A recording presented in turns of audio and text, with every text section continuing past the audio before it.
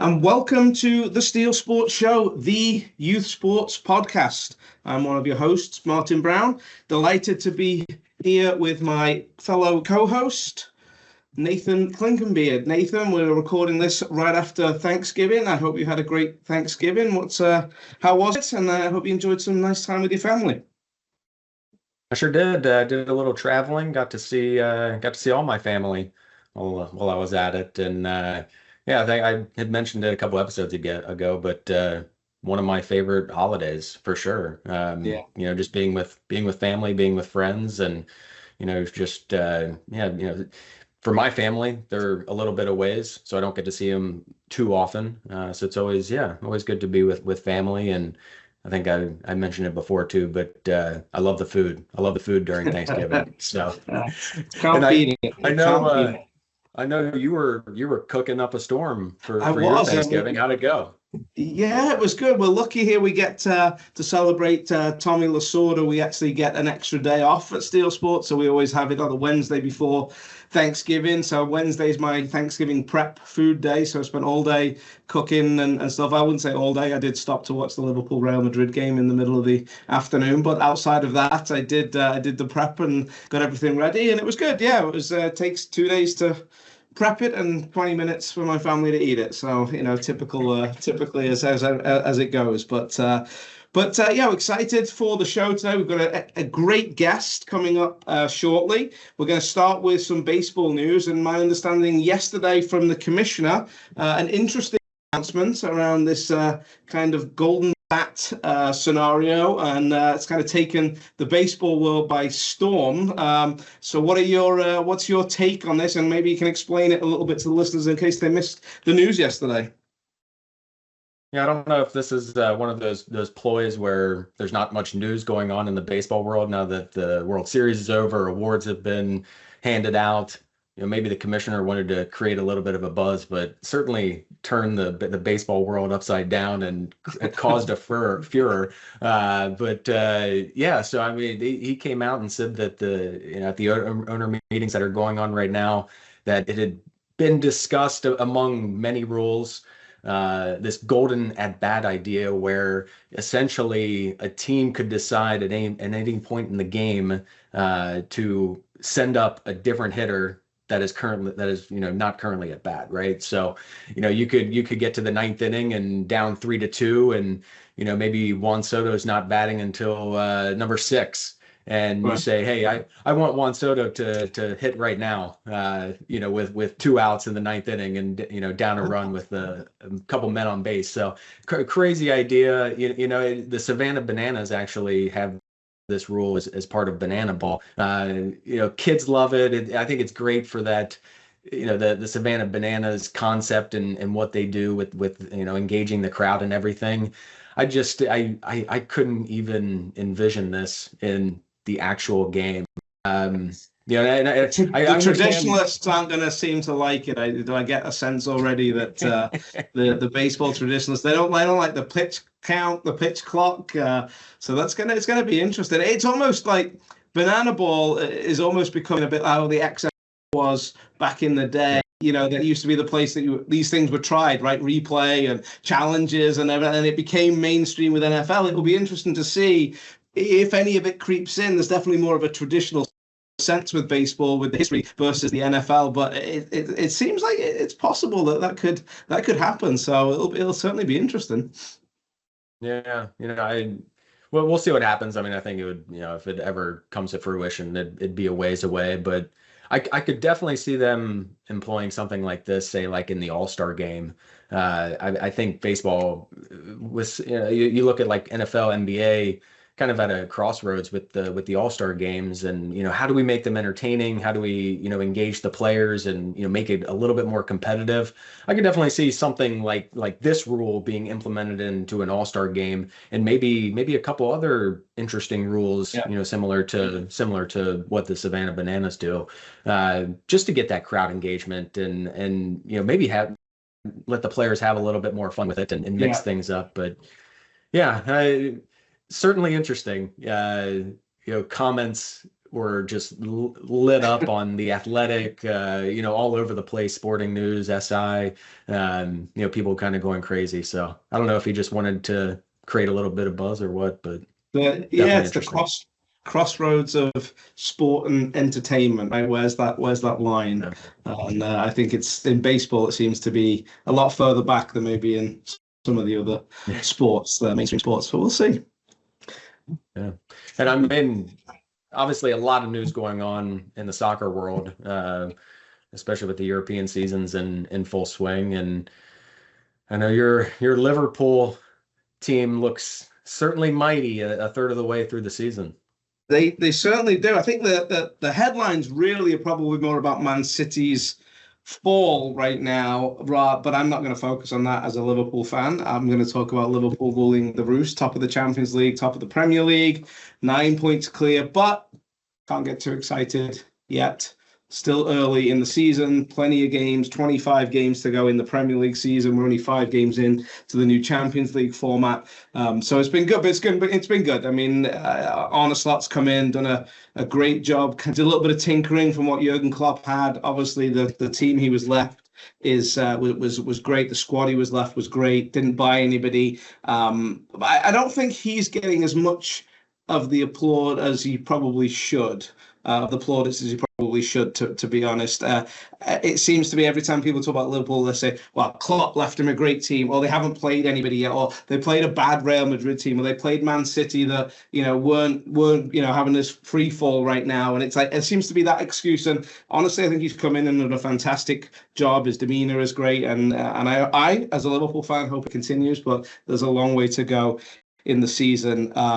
But yeah, obviously seeing the Liverpool beat Man City on Sunday was great. The other bit of news I thought that came out was interesting. On Saturday, first ever time there was a hat trick of penalties within a game. For Clivert for Bournemouth. So that's definitely for Brentford. That's definitely interesting. Never seen that before. 3 penalties, scored all 3, hat trick with that. So yeah, the Liverpool, the season of the Premier League is going well. We'll get into a really busy period now over the next 4 weeks. Game every 3 days in various competitions. For Liverpool starting tomorrow, but we also have a big one as well tomorrow when we release this podcast. We're recording it on the 3rd. We'll release it on the 4th of December. Manchester United, Arsenal, which will certainly be a good test for Arsenal, I think, with the turnaround that Amarin seems to have had on the United squad. So, but obviously back here domestically in the US, big news. Obviously, MLS playoffs are wrapped up. We're into the final MLS Championship. Galaxy against Red Bull, December 7th. That's going to be certainly, I think, a good game. It's 2 of the kind of older franchises. Over the last couple of years, it's been some of the newer franchises have really grabbed the headlines. But 2 of the more established, I don't want to say aging, but more historic in MLS terms of franchises that will be in the final. I think honestly, the fact that Atlanta didn't make it further is just more of an embarrassment for FIFA with the announcement of Inter Miami into the Club World Cup next year.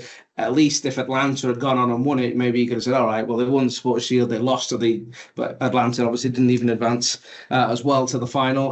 It'll be an interesting game, be good. Galaxy will be without Ricky Pooch, who's one of the top players, ACL injury, interestingly played in the conference finals for 30 minutes with a torn ACL, and actually got an assist for the winning goal, but will be out as he'll be having surgery. And then the other MLS news, which I thought was interesting, is Mascherano announced as the new head coach of Inter Miami. Obviously played with Messi, played with Suarez, Barcelona connection, former Liverpool player as well. First kind of gig as a head coach. It'll be interesting to see how he handles all of those stars and personalities at Inter Miami. Certainly got one himself, and he's been around the game and been around the level of players that he's going to have there consistently. So that will be interesting.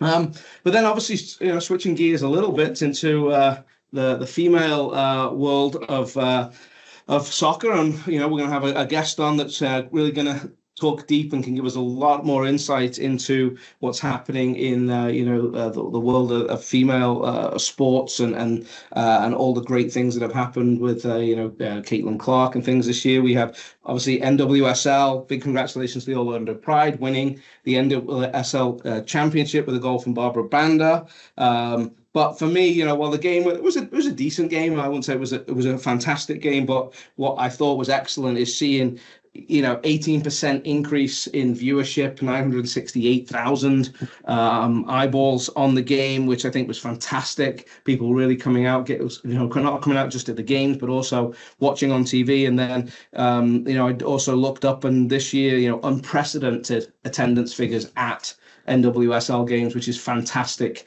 Kids coming out, people coming out. Over 2 million fans were at games this season, which I just thought was outstanding to see, and hopefully that continues, and hopefully continues to increase year over year. And then lastly, we had a good friendly US women's national team taking on England at Wembley. 0-0 game. Wasn't a great game, if I'm being honest. Two very good teams kind of cancelled each other out a little bit. But what I thought was excellent was to see a packed Wembley house, 80,000 fans coming out and watching the game. And I think, again, it just speaks volumes of where we are in the sports world. And it's just, hopefully it just continues, year over year with increased participation and increased viewership and increased attendance at all of these, sports. So that would be, that was awesome. And it kind of leads us into our guest for today on the Steel Sports Show, who has definitely been a pioneer. So we're honored to welcome a true legend in sports, Annie Meyers Drysdale, to the podcast. Annie is a Hall of Fame athlete, a broadcaster, and a trailblazer who has left an indelible mark on basketball and beyond. As the first woman to sign an NBA contract, a collegiate superstar and a champion for gender equity in sports, Annie's career is nothing short of extraordinary.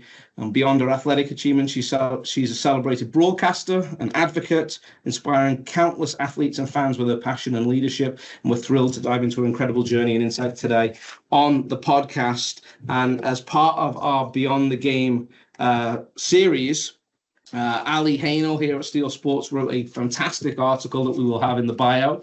And she reflected not only on the Dodgers World Series, that Ali is a huge Dodgers fan, celebrating what they did this year, but she really drew a poignant connection to Billie Jean King, highlighting Billie's journey from a young girl in the era of gender inequality to the trailblazing tennis legend that she is and the advocate for equality that she is today. And there's obviously as a minority owner of the Dodgers, she embodies progress and serves as a beacon of hope and inspiration for women in sports and beyond.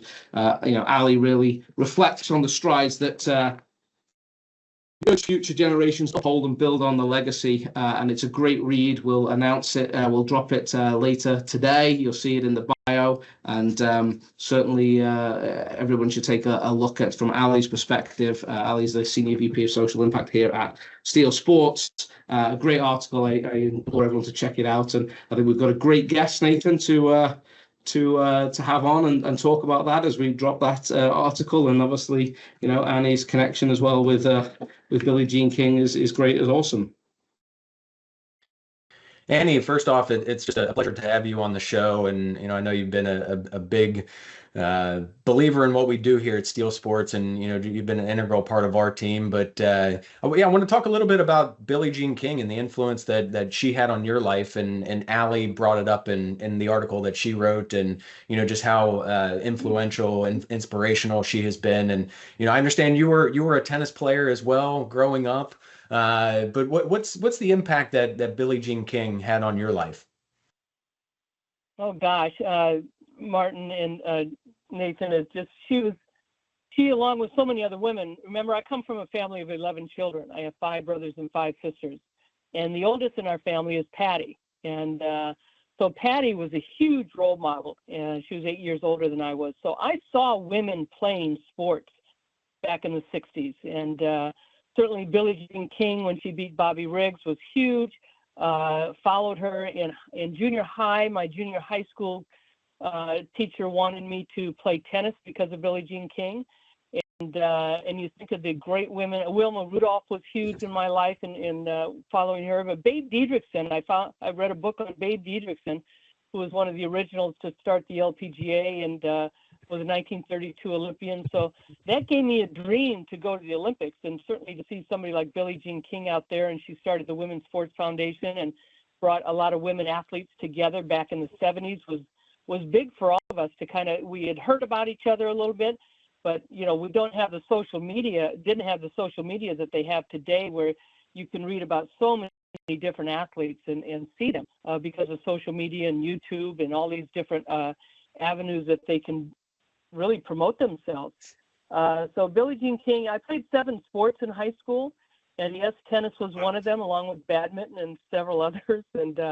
But I was the first woman to receive a full athletic scholarship at UCLA in basketball. My brother David was going there, playing for Coach John Wooden. And so he won 2 national titles. I won a national title my senior year with our team. And Billie Jean Moore was our coach. He had been our Olympic coach in 1976, which was the first year they had women's basketball in the Olympics. And I started on that team, and she would come over from Cal State Fullerton to coach UCLA. And, so there's so many tie-ins, not just with Billie Jean King, and then now Billie Jean going with the Dodgers as a part owner, and Magic Johnson also, and being involved with basketball, but certainly being with the Dodgers with my late husband, Don Drysdale. And so there's certainly a connection, and was so excited when the Dodgers won the World Series this year. And just, throughout your career, breaking barriers, you were the first woman to sign an NBA contract. And I will mention, I live in Indianapolis, so I'm an Indiana Pacers fan, and you signed that contract with the Indiana Pacers. But just, what motivated you to, pursue those opportunities, and how did you handle the challenges that came with them? Well, again, so many things have opened up doors for me, so many people. And whether it be starting in elementary school from reading a book on Babe Didrikson and following Billie Jean King in 1974 when she beat Bobby Riggs, and then the Women's Sports Foundation, and then the Olympics in 1976, which my dream came true. I was originally a track athlete and a high jumper, so I wanted to go to the Olympics in track and in basketball. And so I'm in high school. My brother David, who received a lot of attention, my sister Patty, who received a lot of local attention, playing basketball, volleyball, softball. She was a professional softball player. And so at UCLA, when my brother David was playing for Coach Wooden, I was offered a scholarship to UCLA. Played basketball for Kenny Washington my freshman year, and then Ellen Mosier my next 2 years, and then Billy Moore. So many doors opened up for me. I was playing USA basketball during the summertime. I also played tennis. I ran track at UCLA, tried out for the tennis team, played volleyball at UCLA. And so I was being invited to these events. So I was meeting a lot of different people in the entertainment business and in the sports world and the political world when I was in college. And now that stuff is like today is everybody knows everybody because of social media.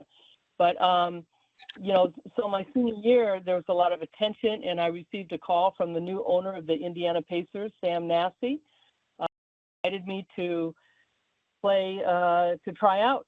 And the tryouts were a lot different back then in the 70s than they are today. I had played on a boys basketball team in elementary school, also in high school. And so what I was doing was nothing different, because I was always playing with my brothers growing up, whether it be basketball or swimming or over the line or football in the street, whatever. So this was an opportunity of a lifetime that, why should I turn this down? Somebody offered it to me. And so it was, a decision for me that it was difficult, because I had to give up USA basketball. Again, I had to give up going to the 1980 Olympics, which I would find out later that we would boycott. But I made the decision before that, which was not easy. I was going to be the captain of the 1980 team, and we had just come back from Russia from the Spartacade Games, and it was an opportunity. And It didn't work out the way I had hoped, but it opened up so many more doors for me, and especially in broadcasting. Yeah, and when you look back on your career, and obviously your career's still in action, it's still in motion here, but just from your youth days to becoming a professional to becoming a broadcaster, being an executive as well, what are one or two moments that really stand out as the most defining for your career? I can't name one or two. Honestly, there's just been too many. The decision to try out for the Pacers was huge, because also I'd been the number one pick in the Women's Professional Basketball League, which was the very first women's pro basketball league in this country. And I was the number one pick and turned it down to stay amateur for the 1980 Olympics. Certainly winning a national title at UCLA, having a scholarship at UCLA, and getting a degree from there. But meeting people to help me through broadcasting, to start my broadcasting career, which I never thought that I would do something like that. And then, meeting Don at the Superstars, Don Drysdale, my future husband, and meeting him at the Women's Superstars, and, changed my life completely, having three beautiful children. But certainly losing him was devastating, still is today. I miss him every day. But I have three wonderful children to remind me of him every day. And then from the, competing wise, which I did with the Superstars, and then played in a lot of tennis tournaments, and then picked up golf with Don. I'd gotten down to a 6 handicap and really seriously thought about, do I want to go on the tour? And, because I was so competitive. I probably wasn't good enough, but I was competitive enough to try and get better. But I also knew too that you had to devote that time, and I was not going to do that at that time in my life, because I'd met somebody that changed my life in Don. And then also I'd been on the road my whole life since 18 years old, traveling with basketball and going to different countries and being in gyms and so forth. And was I going to devote 6 to 8 hours a day on the range and on the golf course? I don't think that I was in that mind frame, but I still love competing even at this age. And sports has taught me so much about, competitive greatness and leadership and team spirit, conditioning. But a lot of that also happens because of my family, coming from a big family. And you have to learn how to cooperate and be friends, or, just even how to have discussions with each other. And certainly self-control, but have confidence in yourself. And all those things through sports have taught me how to be a general manager, which I was for the Mercury, where we won 2 WNBA titles, and was part of, when I was broadcasting then, a 3rd WNBA title. Now still being with Phoenix Suns and Mercury, it's been very fun, and it's been very rewarding occupation in broadcasting, because it's kept me close to the game. And obviously, Annie, you've been involved in sports in a variety of different positions for many years. An incredible career. I've been working in youth sports for nearly 25 years now, and I've seen certainly at the youth sports end, the increased participation from girls playing lots of different sports. How have you seen the landscape for women in sports evolve over the years, from the days of Billie Jean founding the WSF, and all the way to today, the Caitlin Clark type of area? And what do you still think needs to change? Is there a satisfaction of where we are today? Are you disappointed with where we are today? And obviously there's still so much more to do, but give me your take of your assessment of kind of female sports, particularly at the pro level, of where we are today from what you've seen in your career. Never satisfied, Martin. Never satisfied. That's definitely the right answer.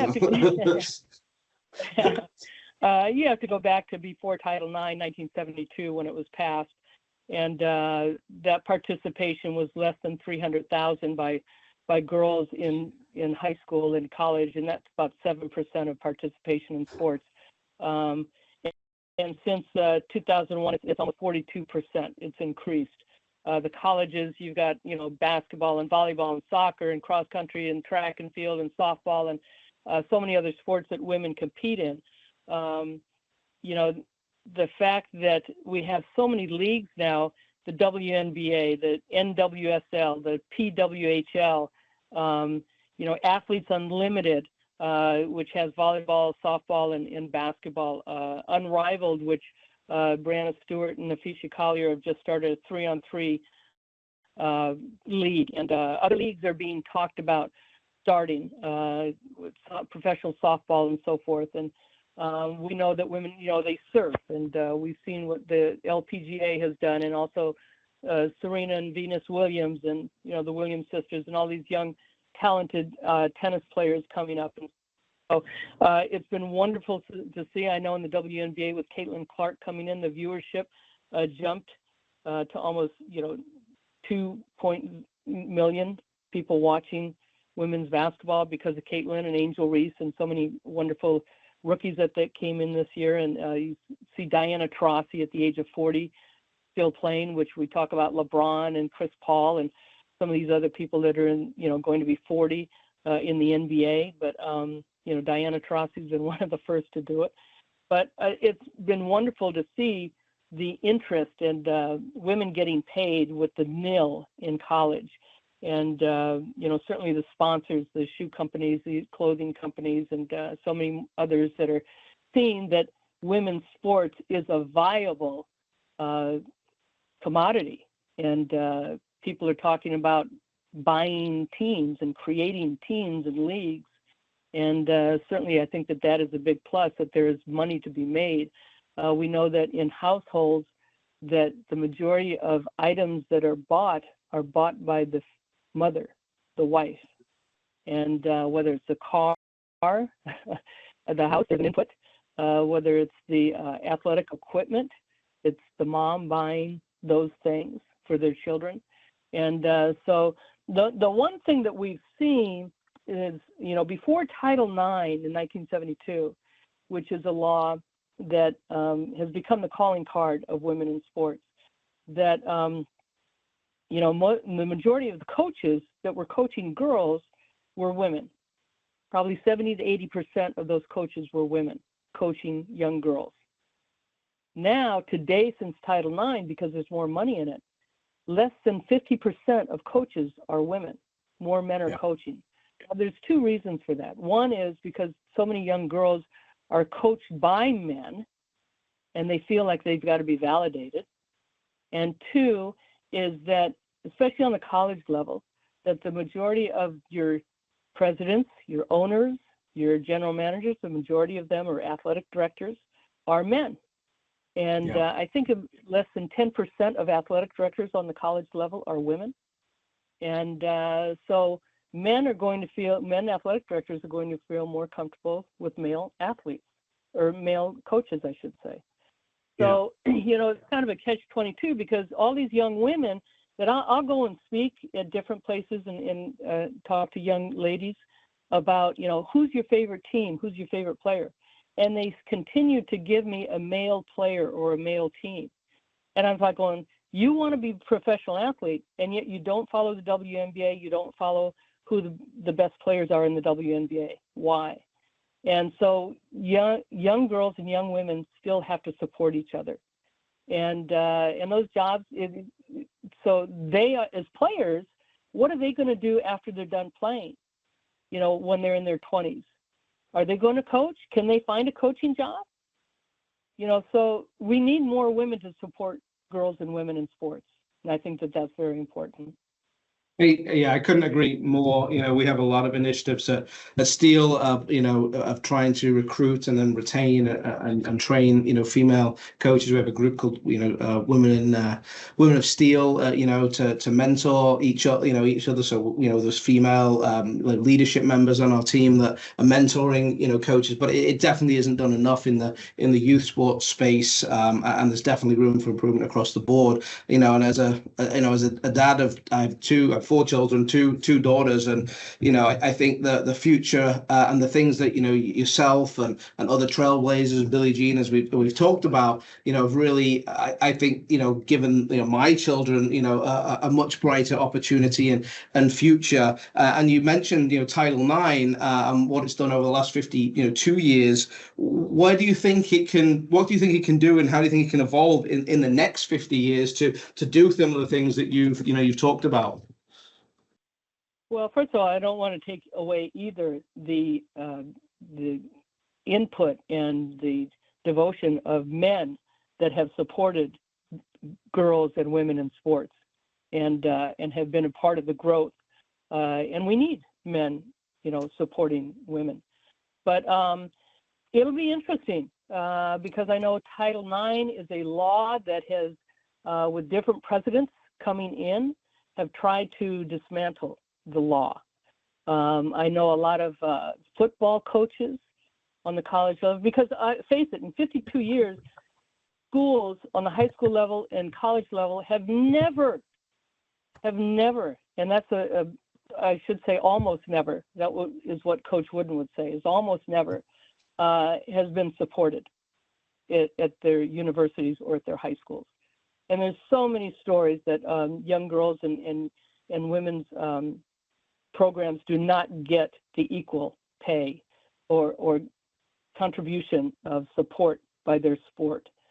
And so I'm wary because of the new president that is coming in and how he will treat Title IX, because football coaches and wrestling coaches saying it's unfair. These women should, they don't play these sports. They shouldn't get the money. It's like taking a piece of pie. The piece of pie for so many years has been given to the men. Well, who makes the money on the college level? Well, it's football and most programs that have men's basketball, and maybe a few women's basketball programs, like a Connecticut with Gino Auriemma, or Tennessee when Pat Summitt was there, or Notre Dame. There's a few that only a few, but those two sports, football and basketball for men. So baseball doesn't make money. Track and field doesn't make money. Golf and tennis don't make money. Volleyball doesn't make money. Water polo doesn't make money. So that pie go from football, it goes to those other men's sports. Well, now the women have come in, and now that pie has to be divided even more. And so football and wrestling and some of the men's sports and coaches throughout the country don't like that. And but yet it's like, welcome to our world for how many years? And we are continuing to do it because of some of the laws that have been changed. So you say, you want to stick to athletics, but it goes beyond that. When Roe v. Wade is overturned and you're taking away the rights of women to choose, that's part of Title IX too. Do you see an effect with all this conference realignment, and now universities, obviously the travel budgets are increasing? I think we saw Stanford, for example, had to cut a bunch of programs. Stanford's a high major university and in the ACC. So are we sacrificing some of the non-revenue sports? Do you see that with conference realignment and everything that's happening in the college landscape? That's a great question, Nathan. It's just like what you guys are talking about baseball, with the new rule when a player can come up to bat and all these different rules that are coming into play. And certainly the NIL and the opportunity for players to transfer. Football is king. Football is making all the money. So there's been talk that there eventually will only be 2 to 4 conferences, period. So now you've broken up these conferences in the Pac-12, over 100 years old, and how many championships? And now they're in the Big Ten. It is hard for a lot of these athletes that some of these conferences don't travel charter. And so you're asking them to, and now there's rules too in the NCAA that athletes can only practice so many hours and so forth. So that is all kind of watched, and travel time and hotel time. And now you're asking West Coast teams to travel to the East Coast to travel to the West Coast. You lose that that loyalty and that enthusiasm of rivalries within your conferences that the colleges have always developed. And thank goodness SC and UCLA will always be there with that. But, a rivalry, with UCLA and let's say Stanford or Stanford and Cal, that rivalry doesn't exist anymore. And but just a few years ago, both Cal and Stanford were dropping sports in their programs. And I think schools throughout the country are going to drop different sports. And, some areas of the country have more money than others that they put into their schools. And with that, their alumni having a bigger percentage of being able to contribute. It's going to be interesting to see. It's sad to see, but I know change is progress. Progress is not always change. Or I should say progress is change. Change is not always progress. That's a coach wouldn't say. And but how you go along with it and how you accept it and how you be able to make it work. But it'll be interesting to see what happens in the next 5 to 10 years with college sports, with so much of them having to raise money now for the nil. So the athletes themselves are getting money, but the schools are paying that's what's happening. The rich get richer because there's, let's say you've got a gymnast that's an Olympic gymnast. Are they going to get paid the same amount of money that a fourth string center on the football team is going to get paid if they can get the sponsorships and it all deals with social media, how often they're on social media, and that's a big plus for athletes today. I want to ask you a question about your time in the front office and constructing rosters, and obviously evaluating talent is one thing, but how did you prioritize building that team culture? And obviously with Steel Sports we're big on our core values and the character development, and just curious how you prioritized just the team aspect when you were in the front office. Well, that's every level that you work at. Whether in management, whether you're a coach on the team, whether you're in the broadcast booth, you have a group of people that you work with, and you have to have the cooperation with that team. And what do they call it? Your culture. So when I was hired in 2007 to leave broadcasting and to go into becoming the general manager of the Phoenix Mercury, I was criticized. The team was criticized. What you've never been a general manager. What are you doing? You don't know what you're doing. But my whole in this game, as a matter of fact, when the league first started in 1997, I was asked by several teams in the league to be a GM or a coach. And so I would like to think that I have some respect because of what I've achieved, and but also I knew that there was going to be criticism, just as there was criticism with the tryout with the Indiana Pacers. And I've always said, don't look back at life and say, and what if? I woulda, shoulda, coulda. And if you have any opportunity to do something, go ahead and try. If it doesn't work out the way you want, something is going to happen from it, just because you got up and tried. And but you're going to learn so much from that too. And so when that opportunity came for me, there were other things that I had to look at with my family, being a single parent, and where my children were in their lives and so forth, and what kind of support I was going to get at home. But I went to Phoenix, and I worked with two wonderful women that helped me through the support system that I had there. And here's an example. We had the number one pick, and we won the lottery, and we had the number one pick. And Paul Westhead was our coach, and so we ran that run and gun style. We had Diana Taurasi, Penny Taylor, Cappy Pondexter, and Kelly Miller were our starting four. And so we were looking for a five and the kind of system that Paul ran. And I said, Paul, I've been broadcasting. I know these players. I've known them since they were freshmen in college with all my broadcasting throughout the country.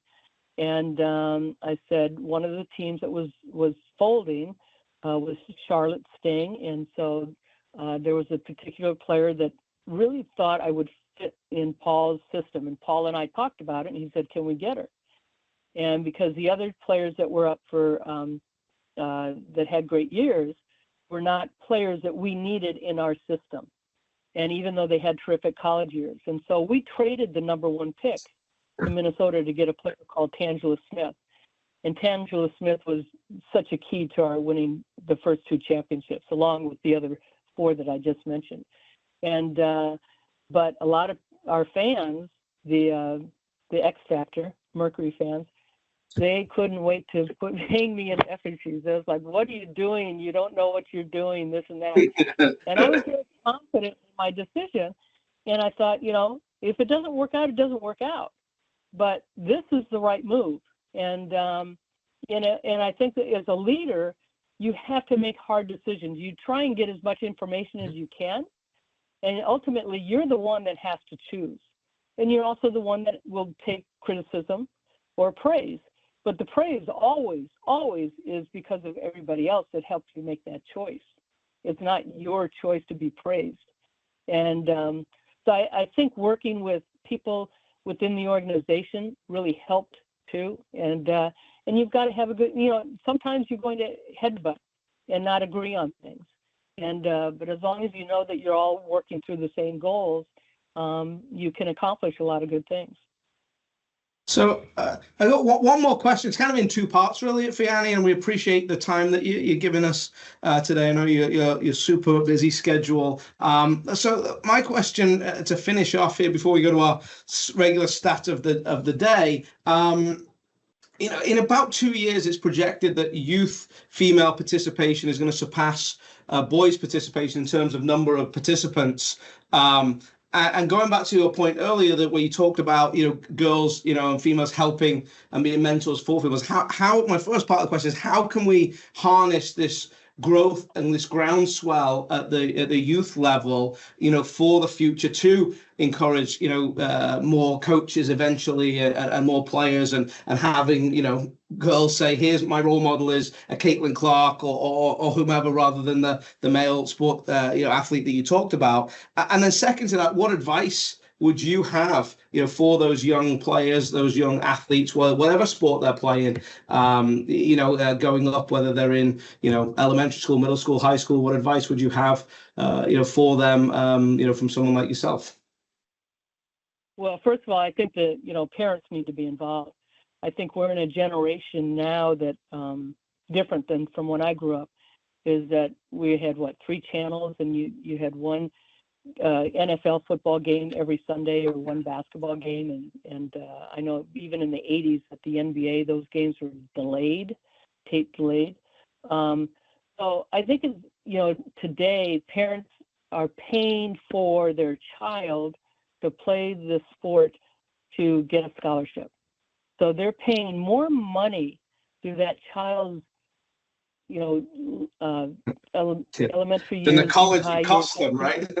And it costs them more than if they were to pay for a college education. Yes. So they don't think that their child is going to get a scholarship and they're going to go on and do great things. And the one thing that they don't understand is, what is your child going to do after they've been done playing 4 or 5 years, which is probably the average years of somebody playing professional sports. Now, if you're lucky enough to play 10, you can be, okay, so now you're 28 years old. Now you're 30 years old. What are you going to do those next 40 to 50 years? Yeah. And they don't get past that. And so even though they may be getting paid, which women, again, that's a thing that I still think needs to be better. And Billie Jean King did such a great job with tennis for the women to get equal pay, which we're still working on it in the WNBA and some other leagues and so forth. But in saying that, I think parents need to understand that their child has to have another interest. And the bottom line is, and you want to tell not only parents but children and these club coaches, it's about having fun. It's not about winning. But we've become a society about that is what success is. And for me, again, being around UCLA and Coach Wooden, success is peace of mind attained only through self-satisfaction and knowing you made the effort to do the best of which you're capable. So, it's and the winning will come. He never mentioned the word winning. It was about doing your best, being your best, your competitive greatness. And I think they've lost sight of what a child is supposed to have fun. Like in soccer, why would you keep track of scoring in soccer? Same thing in basketball. You don't score that many goals in soccer, but parents are so intense on like, oh, we won the game. You know, these are like 7-year-olds. Yeah. And I think is it Norway that they don't keep track of scoring or competing until they're 13? Yeah. In all their sports. Part of their so charter, go out and have fun. Go out and have fun. You know, and then, you know, so I think that children need to understand this is about having fun. This is about learning how to have friendships, because you all come from different walks of life. You're not all raised the same way. You all don't come from the same background. So what a great opportunity sports gives you to meet different people and know what their life is like. And it's you can use sports as a tool to go on to the next level, to maybe play in high school. And if you're lucky enough to get a scholarship, and the other thing is you're so driven by Division I schools. There's so many college opportunities to play college sports at a smaller school, at a Division II school. Go to junior college for 2 years and then transfer somewhere that you want to go to school and pick a major that, you know, and you may not find out what you want to do in life until you get to college. And even when you pick a major, that doesn't necessarily lead you to, you know, getting a job. I ask so many people throughout my life as I go along and say, well, how did you get in this business? Was that your major? Oh, no, I met somebody. So it's all about relationships. It's about the people that you meet along the way. That's great advice.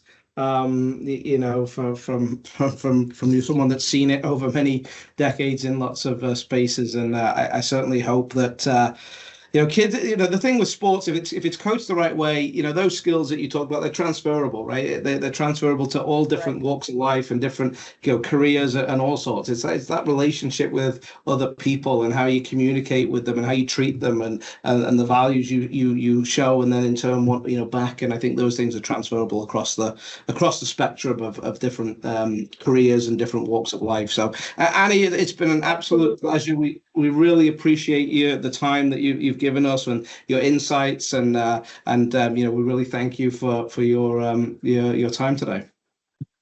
Well, I'm so grateful to talk to you guys, and I have so much respect for Steel Sport and what they're doing and the impact that they're making on young people's lives. Thanks, Annie. We appreciate it. We're glad to have you as part of our team that helps impact kids around the country. So thank you.